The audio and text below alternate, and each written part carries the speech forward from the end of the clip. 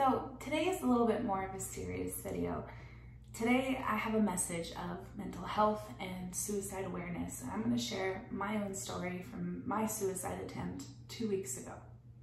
2 weeks ago, I left my house with a massive bottle of prescription pills, and I didn't plan on returning home. I overdosed on pills that are called bupropion. It's a slow react that's meant to slowly release into your brain. But I'd taken so much, and by the time I got to the hospital, it was way too late to pump my stomach. So for the next 3 days, this was me. I took over 80 pills, and for the next 3 days, I spent seizuring and convulsing so bad that it left my jaw unhinged. Now, naturally, these photos aren't very flattering, but I'm not here to be flattering. I'm here to just show the truth of what can happen when you ignore mental health. My bladder had shut down due to organ failure, which landed me in the ER with talk of putting a defibrillator in my lungs because my lungs were starting to fail.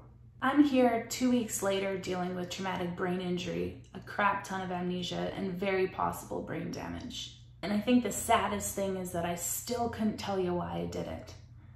I woke up after that week with this amazing appreciation for my life, the movement that I've built for myself, the hard work that I've put in, my daughter, the people around me.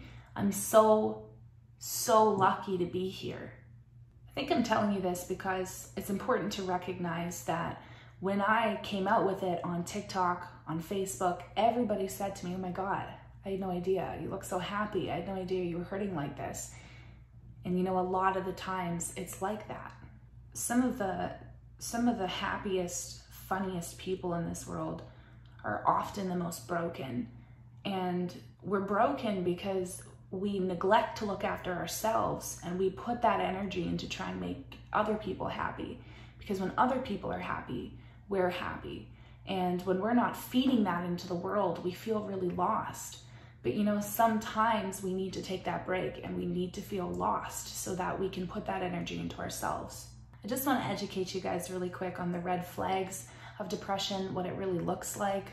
You know, maybe your friend that is typically really social, really an extrovert, has now become, you know, kind of mean, very short, very distant, isn't around very often. Maybe your friend group is starting to describe that person as toxic just out of nowhere. You know, I really just want you to, if that is happening, if you can relate to that, if you're like, oh, maybe that is this person, just stop and think if there's anything that's happened in their life that has been significant recently, or maybe if events are just seeming to pile up on them. You know, try to have a little bit of patience and, you know, try to reach out to them and just tell them, you know, that you're not going to pretend to understand if you don't understand, but that your demons are there to listen to anything that their demons want to tell you. For those that will be wondering, I'm doing much better now. I'm in a really hard swing of work. Some amazing things are coming. My relationships are really building. I got rid of some toxic ones that I don't know if I would have recognized were toxic if it weren't for my accident. You know, I still don't know why I did it, but I'm grateful that it happened to me because it showed me everything that I have to be grateful for. But it's really important to take care of ourselves before we get there. So thank you for listening.